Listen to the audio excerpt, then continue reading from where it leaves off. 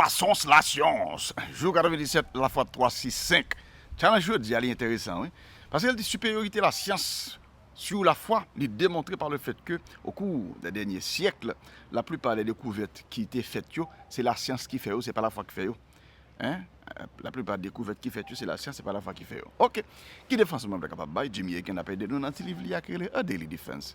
Les faits qu'on que son héros pour nous supposer qu'il y a un certain domaine les supérieurs parce que les connaît actuellement, ils ont poussé de croissance. Ok. Maintenant, explication, c'est que chaque domaine d'étude, il connaît des périodes qui sont plus ou moins productives. Mais ça n'a pas montré que tel domaine est supérieur à un autre. Donc, à la mesure que ils ont révélé la vérité, ben nous, il y a tout domaine d'études important, ne pas qu'ajouter là-dedans. Quel que soit le rythme, nouvelle découverte qui t'a fait là-dedans. OK? Donc, ce n'est pas taux de croissance là, dans la découverte qui pourra le faire un domaine supérieur à l'autre.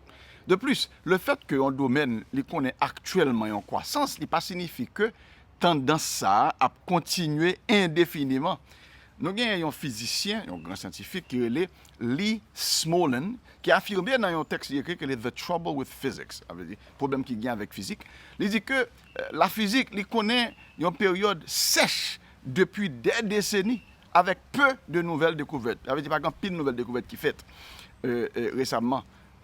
Découvertes fondamentales comparables aux précédentes. Ça veut dire découvertes qui t'a semblé ça qu'on fait longtemps. De même, dans un texte qui est The End of Science, un écrivain scientifique qui est John Hogan, qui affirme que la science l'a rapproché de limites fondamentales qui pourraient peut-être empêcher pour faire de nouvelles découvertes majeures. Maintenant, nous devons attendre, pour nous est-ce que difficulté ça est capable de surmonter selon les scientifiques. Mais quand même, il a servi nous comme avertissement quant au fait que les gens disent qu'il y a un rythme élevé et indéfiniment long de découvertes scientifiques, ça n'a pas dû servir pour nous prendre comme un bagage qui pour acquis. Ok. Maintenant, en fin de compte, nous sommes capables de dire son forme de snobisme chronologique. Ok. Son sorte de snobisme chronologique que de supposer que y a un domaine supérieur simplement parce que est en croissance à l'heure actuelle.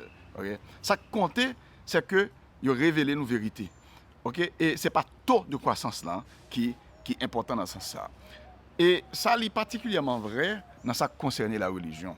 Si l'affirmation chrétienne est vraie, donc nous disposons déjà des données de base. Avec données ça, nous sommes capables de fonctionner et travailler et approfondir la foi. Non? Donc la foi, Jude 3 dit que la foi a été transmise une fois pour toutes au sein. Révélation publique, là, terminée et dépôt de la foi, clos. Catéchisme de l'Église catholique latine, ça dans le numéro 66. Dieu peut-être était choisi pour le bon nous information ça avant avènement la science, parce que contrairement à la science, il concernait destinée éternelle. Non? Et donc, les plus essentiels pour nous toujours.